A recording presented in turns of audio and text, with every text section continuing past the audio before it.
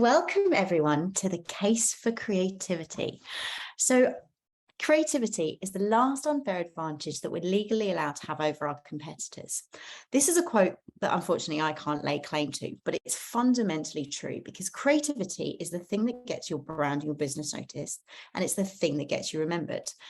And when we talk about creativity, you probably went, oh God, I don't want to go to this talk. It's going to be about fluffy metrics. It's going to be that nice, sprinkly marketing thing, the nice to have. But creativity is fundamentally linked to direct commercial performance. There was a really interesting study done by Harvard Business Review that showed a highly creative ad campaign has nearly double the sales impact than a non-creative campaign. So when we kind of put that into actual hardline monetary terms, that is double the sales impact. So this isn't a nice to have. This isn't a fluffy to have. This is fundamental for your business to start thinking about how you can position yourself much more creatively to start cutting through. There's a brilliant research company called System 1 who marry up the effectiveness of a campaign over time based on the bottom line and sales performance. And they found the most successful car ad that was ever created was one that featured a cake, and the most successful mobile telephone ad was one that featured a dancing pony. So these are totally different to what you would normally accept, but this is a demonstration of the case that you need to be moving away from talking about those functional elements of broadband service, this many megabits, whatever, and it's all around how can you do something in a really interesting way that captures attention and gets people to have that emotional connection with the business.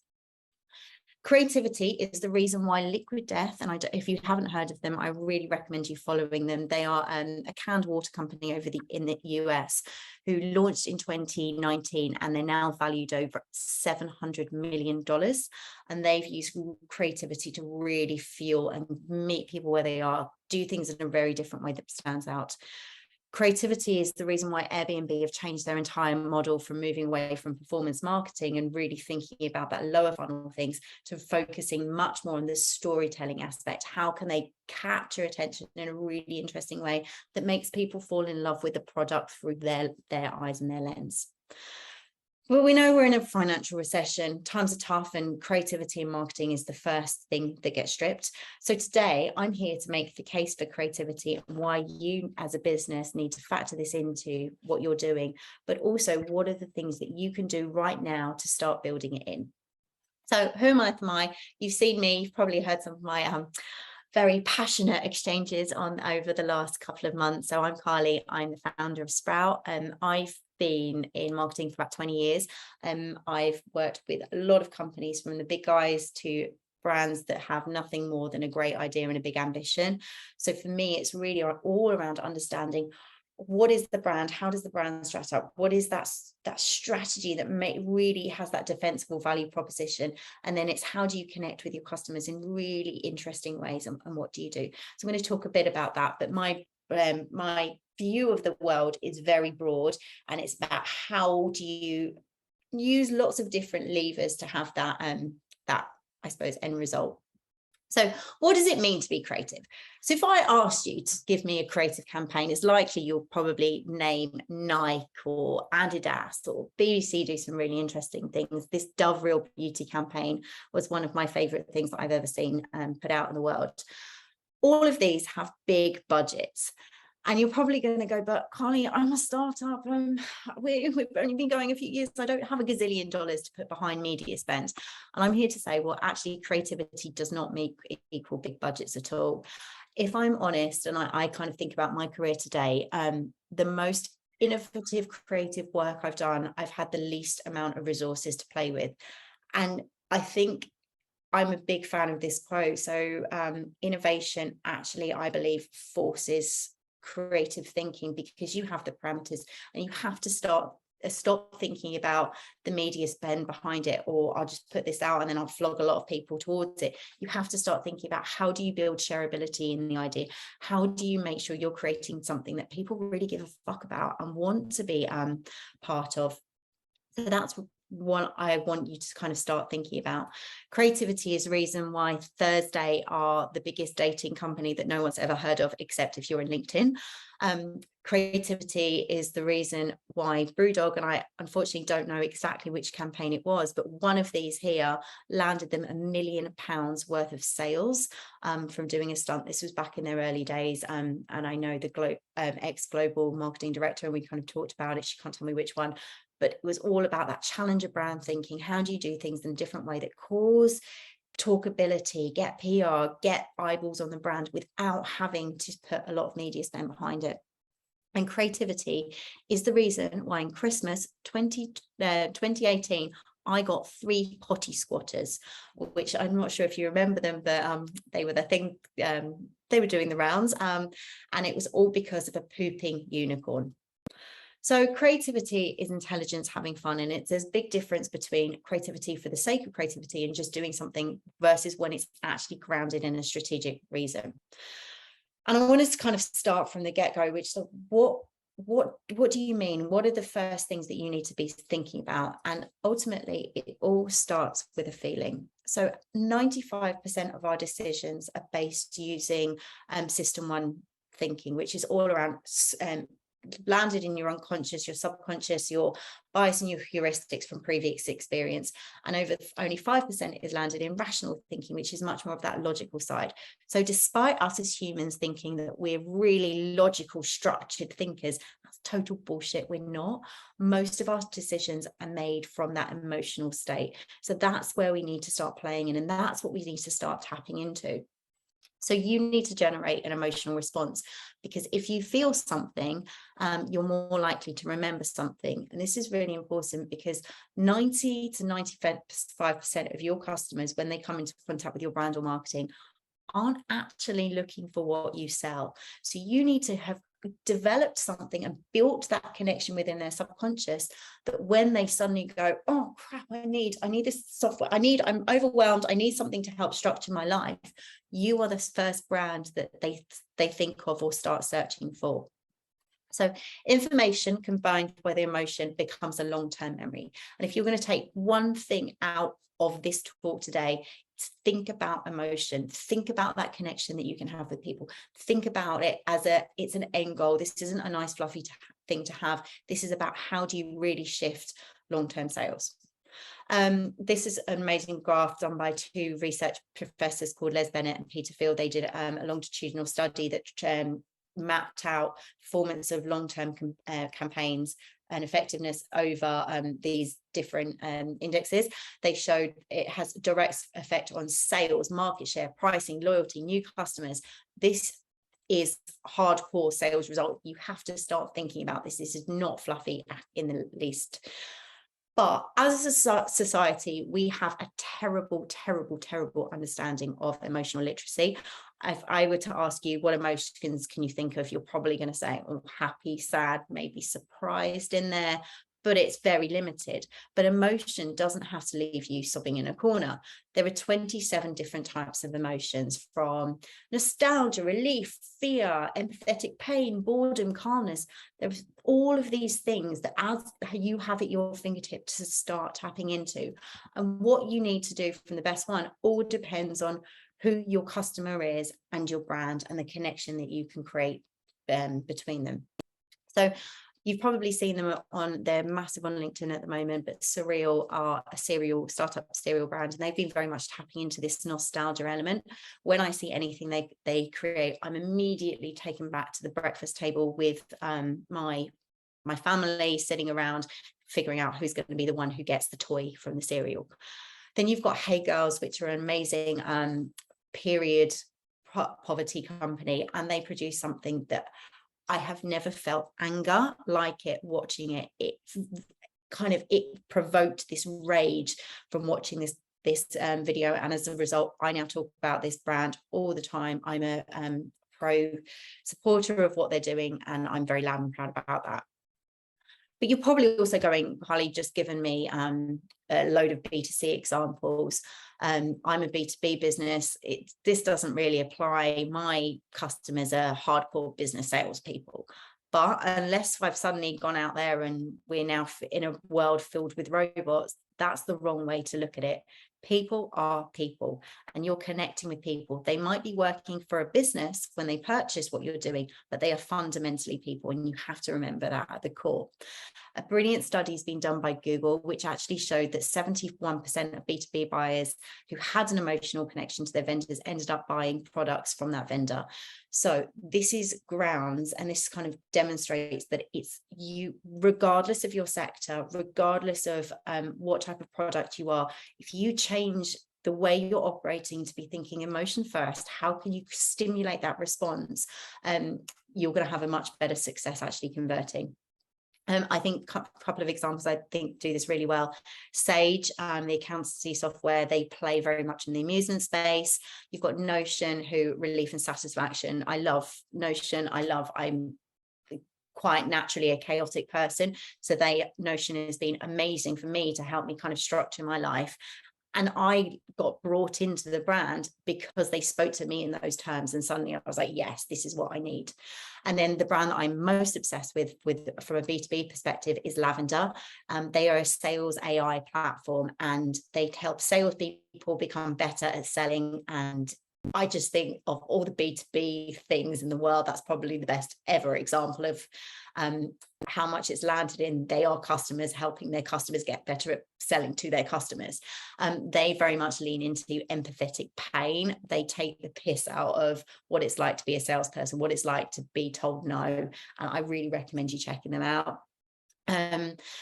So you can say the right thing about a product and no one will listen. You've got to say it in a way that people will feel it in their gut, because if they don't feel it, nothing will happen. And if nothing happens, you might as well be doing nothing, because it will basically be wallpaper. So how do you actually get noticed and remembered? We all know that attention is the biggest challenge out there for marketing. We are, on average, as consumers, we received over 10,000 marketing messages every single day. So unless something is actually interesting and it's going to hold my attention, again, you might as well be doing nothing. So unfortunately, there's not a single magic wand I can sprinkle and be like, just do this. It's a one size fits all. It's the magic formula. Instead, what I want to share with you today is 5 principles that hopefully, if you start baking into your business, it will help you change the way you're structuring. It will help you get noticed and remembered. So number 1, it all starts with strategy. So creativity without strategy is called art. Creativity with strategy is called advertising.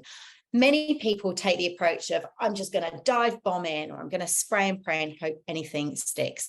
That's fundamentally the wrong way to start anything. You need a clear brand strategy that really stands out. What is your defensible brand proposition?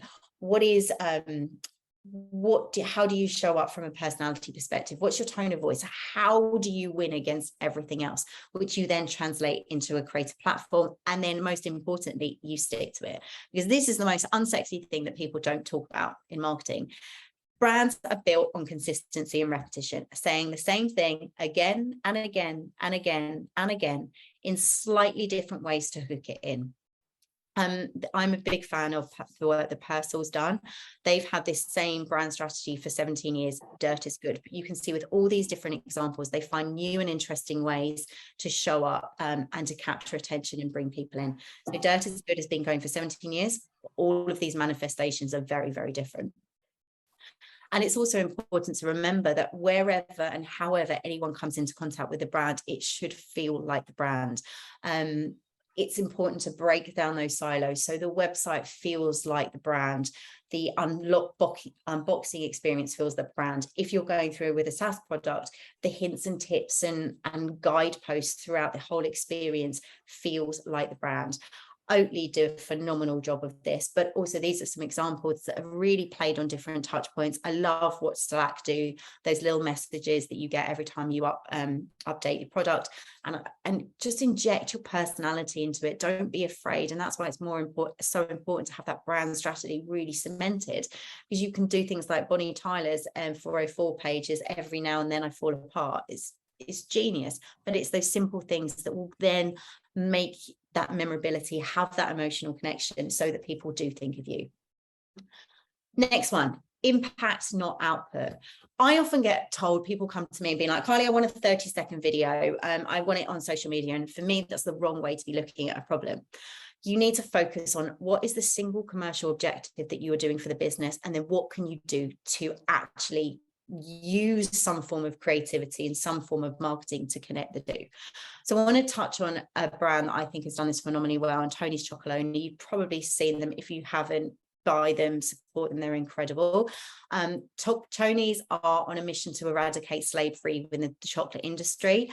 They're going hard at this. They're going head to head with the likes of I can't think, Cadbury's and Hershey, all of the chocolate brands, but they've got a complicated message that they have to deliver. And frankly, it's happening over there. We, as a society, we need to remember that everything comes back to self.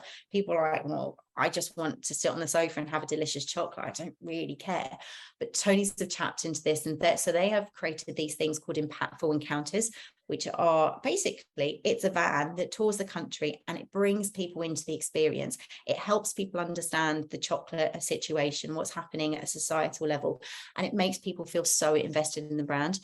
I've heard the marketing director speak a number of times, and she said this has been fundamentally the key thing that has changed the entire trajectory of the business. If they had done a 30-second ad or a video or some social posts, they wouldn't have that. But by bringing people in, they've been able to create this amazing experience.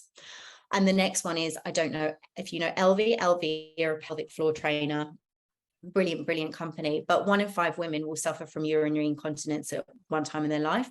They could have put out a press release, they could have got some headlines with that, but no, that's not going to get the talkability, it's not going to get the impact. So what they did is they created a billboard that weed, so when you walk past it, it would wee, and it's using a bodybuilder to show that this is something that affects so many women, that it's not something that people should shy away from.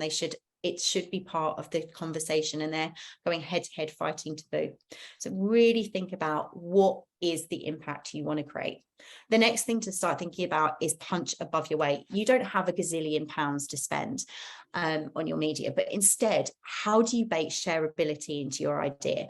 Adidas did this brilliant campaign where they just took a couple of spots, a couple of billboards, and put this out. This generated so many complaints that they had to take the campaign down. But actually what it resulted in is people talking about how ridiculous that we live in 2020. This was last year, 2022, but yet we can't talk about boobs and breasts and this part of a woman's body. So how for you is like, how do you bake shareability into your idea? My biggest definition of success is for people to be sitting around having a drink in a pub and being like, oh my gosh, did you see that? Oh my gosh, you've got to check this and share this. You'll start, once you start noticing it, you'll start seeing how it gets weaved into your life. But for you, it's like, how do you get people to talk about it? Whether it's again a B2B, how do you get people to be in a conference room talking about the product that you are the life-saving solution to the problem that they've got. Number 4 is the give a fuck factor. Build your brand around your customer versus trying to force yourself on them. It is about value. Entertainment Liquid Death, the brand I spoke about before, have realized that they are not trying to compete with other water companies or other drinks companies necessarily. Their main competition is from YouTube influencers, it's from Netflix, it's from movies, it's from gaming, anything that captures their attention. So that's who you're fundamentally going head to head from a marketing perspective. So you need to up the bar and make sure that the content that you're pushing out in the world, it's actually genuinely interesting, that they want to consume it. And this is why it's so important as part of that brand strategy to really drill into your customer. Who are they? What problem do you specifically solve? What are they consuming? What do they care about? And that will then allow you to figure out that value exchange. What can you give back to them that is not about that passive pushing of your message that they frankly don't care about, but instead create something that either helps them define their perception of who they want to be in the world, or helps them really land that problem, makes them feel like you are absolutely the solution from them, and enhances their life in some way. And that then leads nicely into the value exchange. Nobody reads advertising. People read what interests them, and sometimes it's an ad. you probably come across the company Heights. They're a brain care company. I think they're doing a phenomenal job in this space. An example I want to touch on is every year they put out a journal reflection of so you can go deep into your last year and analyze it, and the areas you want to improve. I spent 3.5 hours doing this at the start of the year. That's 3.5 hours that I had a connection with the brand. So it's really important. And again, you start focusing your mind from going, oh, I want to produce a social media video, it's going to do this, to actually, what's my end result? What's my end result? What's the impact I want to create? It's about creating the stickiest experience as possible. So instead of just doing a passive thing, create something that brings people into your world and allows them to spend time. Because the more time they spend with you, the more embedded they're going to be in their subconscious and unconscious. So they'll be thinking of you when the time comes. Another example I want to give you is this Murky FC launch. It was a 37-minute video that they put out in the world, and it's generated millions and millions of views. Why? Because the content was actually interesting, and it was tailored towards creating entertainment for the customer rather than pushing a passive sales message on someone. And then my Brucey bonus, be bold. You might feel like, oh, this is not my comfort zone, this is what I want to do. But the riskiest thing you can do is to play it safe. Because if you don't play it, if you aren't bold, if you don't take a stance, if you don't do something that separates you from everyone else, you will become wallpaper, and then you will just disappear into the ether. So if you're 70% sure, go for it. Any questions? I thought, hi Carly, it's Paul. I thought that was absolutely fabulous. Oh yay! Absolutely fabulous. That touched so many different kind of areas and reflections for me about, marketing and where I need to be and everything. So thank you. I really appreciate it. I haven't got a lot more to say other than fabulous, so I appreciate it. And then I'll probably come back in, but really good. No, thank you. Carly, that was wonderful. I've got a question for you, and then we'll put it out to the room if we may. How bold can you be? Because Gary and I will sit there and we will come up with some ideas that maybe need looking at from a psychiatrist perspective, and I'm not kidding you on that. I had a very good discussion a few years back with a mate of mine who's got a very successful marketing company, and he said, don't be beige, be bold, and that's always stuck with me. And why not? Well, what you've just shown us. So how far can you go? I'm going to reframe this slightly. I went and heard a talk by the old CMO of Johnson & Johnson a few years ago, and she said something that I've never forgotten. She was like, my biggest problem with my team is they're playing safe because they're feared they're going to damage the brand. It takes an awful lot to damage a brand, and it takes an awful lot.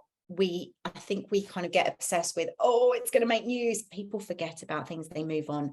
So I kind of, as long as you are really clear in fundamentally, these are our values, we're not denigrating from it, this is what we stand for, I would say go for it and do it, because otherwise you will end up watering and diluting yourself down. And I think the other problem that we have is we look around, we get obsessed with our competitors, and this is something I see all the time, is you go out there with a big idea, this is where we're going to change the world, and then you look around you and go, yeah, but our competitors are playing like that and they're doing like that. So you water yourself down and you end up taking the status quo of the category. So that's when you need to kind of call yourself out and be like, we just need to go for it. Thanks, Carly. Gary. Carly, I've got a question and I've got some insight from my experience. So one is, you're talking about being creative. Can everyone be creative? Because I'm sure there's a lot of people who are operational and they think that they can't be creative. And then I wanted to give two insights into, I would say I'm a creative person. And one of the things I remember being back at Halo was actually one of the tech guys. And what he said to me was, he said, when you think about ideas, I want you to imagine you've got unlimited amount of money in the world, yeah? And also we can achieve anything. And And then from that day on, my ideas just went boom, because then I let myself go. Yeah. And then and my wife's sitting next to me now, and I'm going to tell you a story about this as well. Is I was playing University Challenge the other day with my daughter and my wife. Yeah.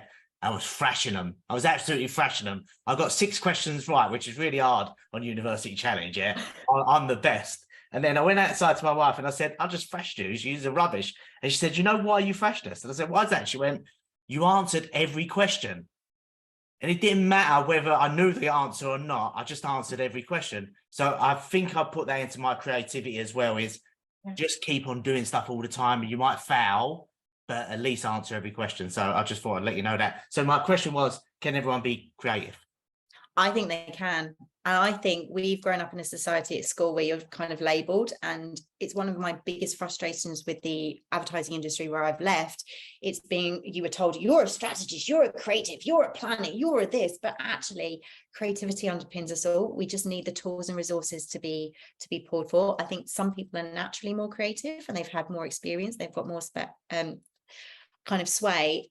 But when you're in the early stages, you need to be resourceful and you need to create it. I heard an amazing quote at the weekend. I did a big talk. I'm just going to share it. Give me 2 ticks. And it said, the ultimate resource is resourcefulness. And I was just like, that's for me, a game changer. So if you kind of start thinking about creativity being a resource and it's how you do things, just put yourself out there. I don't know if that's a mumbled thing, but if not, bring people into your business who are creative and who can push you.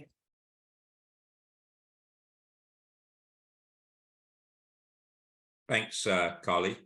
We got Nick and then Martin. Hi, Carly. That was great. I really enjoyed that. A breath of fresh air, as always. I think it's we've spoken in the past, and looking at when you've got a business that is selling something that the customer doesn't know that they need. Where's your starting point? Because certainly you know our potential product, and so a lot of the businesses that we're looking at, they aren't aware that we can add that value to them. We can find IP within their product or business. This all comes down to that value exchange and just really understanding them, and connecting the dots for them. So talking about things that they suddenly go, oh, that could be me, that could help me. And it's just I think it's exposing the solution in a way that they go, I can see me. Because if you remember, it's not about you at all. It's about them. Everything is about them. So what's the value you give back to them? How is this going to improve their lives? How is this going to do? Yeah, everything. Yeah. And certainly the response that we're getting from people when we're doing that is a very emotional response, which is a delight, because it's sort of like they're going, oh wow, really? Yeah. And the moment you get to wow, really, it's like yes, we've got somewhere to go to. Thank you. Yeah. Thanks, Nick. Thanks, Carly. Martin. Hey, good morning, Carly. Wonderful presentation. Thank you. Very nice slides, by the way. And I just wanted to share a perspective that people are talking about in the chat and have mentioned. It's like creativity is not just what you put on paper. It's a mindset. And like, I remember being in a meeting in Beijing and somebody sort of saying, okay, it's over to you now. You're the creative guy. And I was like, sit down. We're all doing this together, because you're going to have insights that can help push this forward. And I think that that's something that people really need to lean into. Apart from creative accountancy, we don't want that, but like creativity is so much more than just an image. So, I think really great job. Thank you. Thank you, Martin. Neil.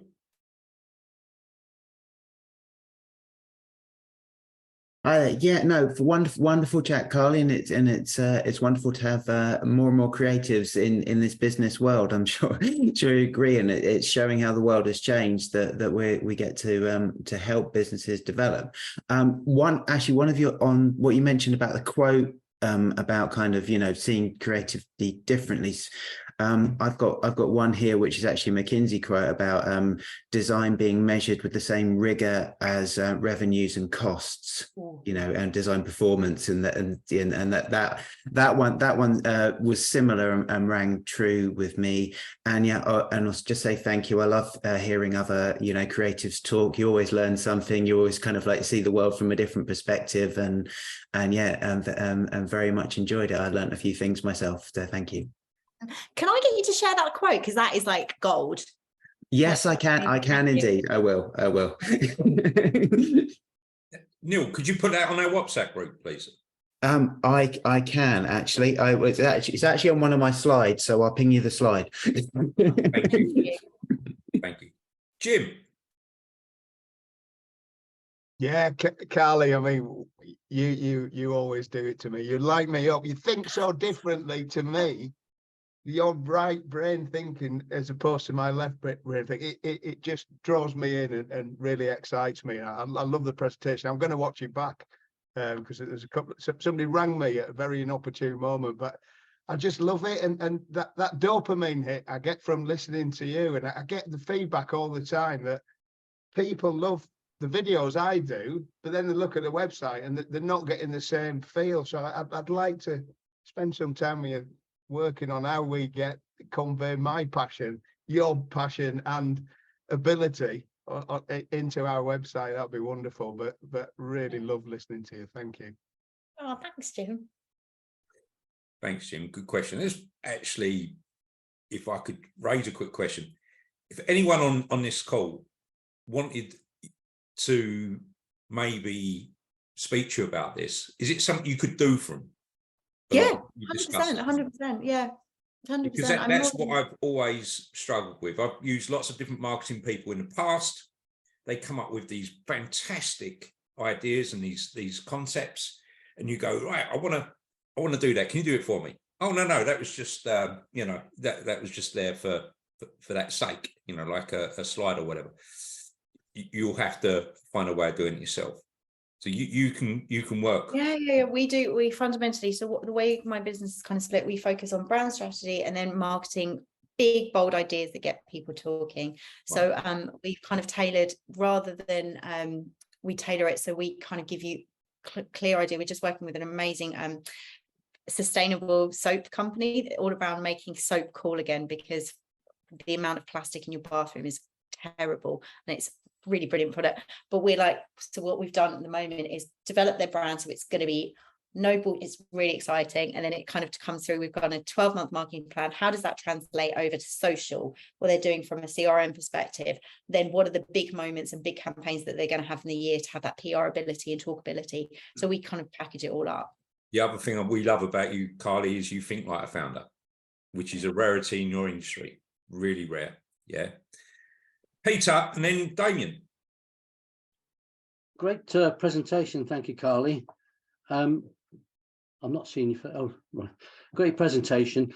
What I was going to say is about what I found is I have ideas, but then because I'm working with a lot of engineers and manufacturing people and that, you then find that you always come up quite against the experts, as it were, saying, oh, we can't do that. And I never take a no for an answer.